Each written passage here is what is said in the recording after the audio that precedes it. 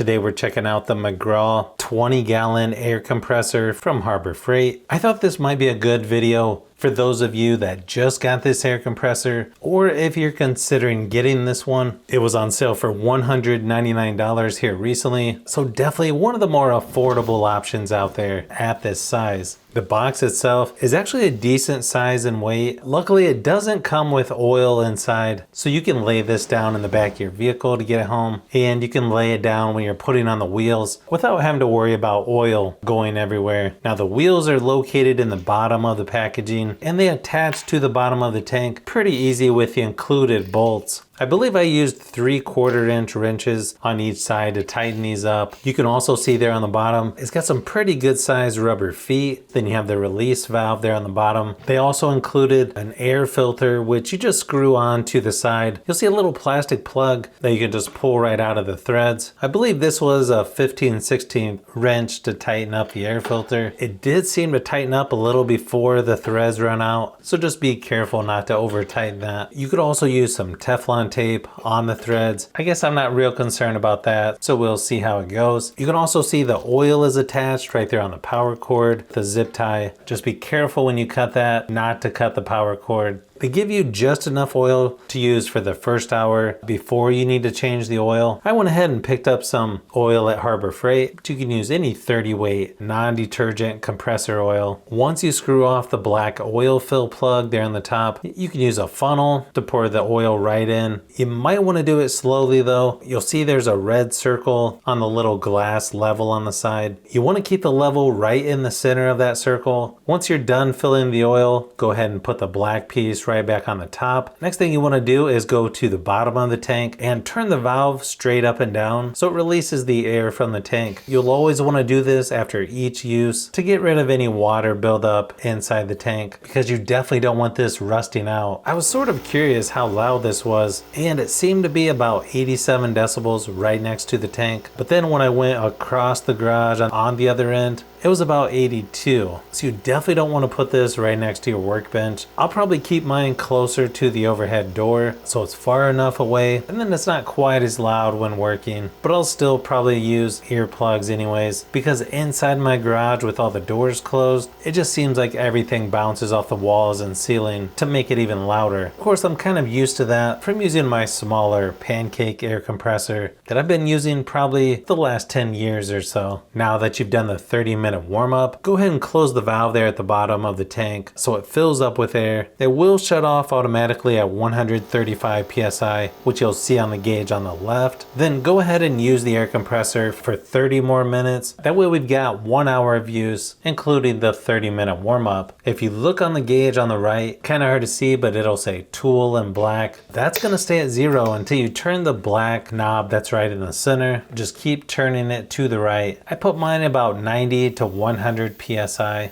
I may need to adjust that later, but I think that's a good spot to start. It did take about 5 minutes to fill the tank up from 0 to 135 psi. Then once I used it for a while, it would kick back on once the pressure drops to about 90 psi. Then it fills back up to 135 and it shuts off automatically again, which seemed to take about 2 minutes. For some reason my camera was out of focus here. I went ahead and started using my air blowgun, or whatever you want to call it, to clean my garage floor off for a while. That seemed to work pretty good, but you get the idea. Now, once you use your air tools for 30 minutes, it's time to turn off the compressor. Go ahead and unplug it, let it cool down for a minute or two, then screw off the oil fill plug there on the top again. You'll see that black screw under the level. That's actually your oil drain plug. Go ahead and start unscrewing that about halfway. Then you can use something to catch the oil as you turn it the rest of the way out with your hand. I'm just using a small funnel to kind of direct it to an oil drain pan underneath, but you can use anything that you've got laying around really. I definitely noticed some particles in the oil, and surprisingly, yeah, it was darker already only after 1 hour. It did seem a little messy when trying to dump in the oil that I got from Harbor Freight. Of course, I could have been rushing a little bit too much, but once all the oil's drained out, just screw that black oil fill plug back in. Then I just used a funnel there on top to fill it back up.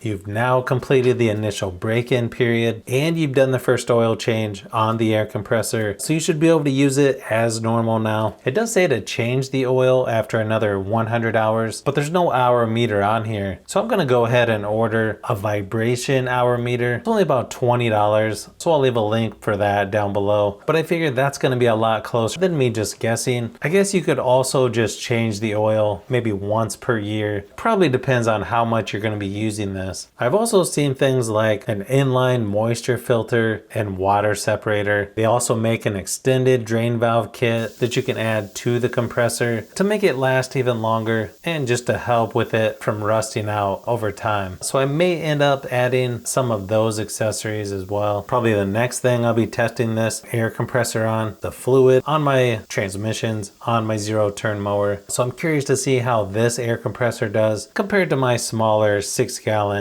pancake version. I'd be curious to see what kinds of projects people have been using this air compressor for and how it's been working for them so far. But hopefully this helps you with your new air compressor from Harbor Freight.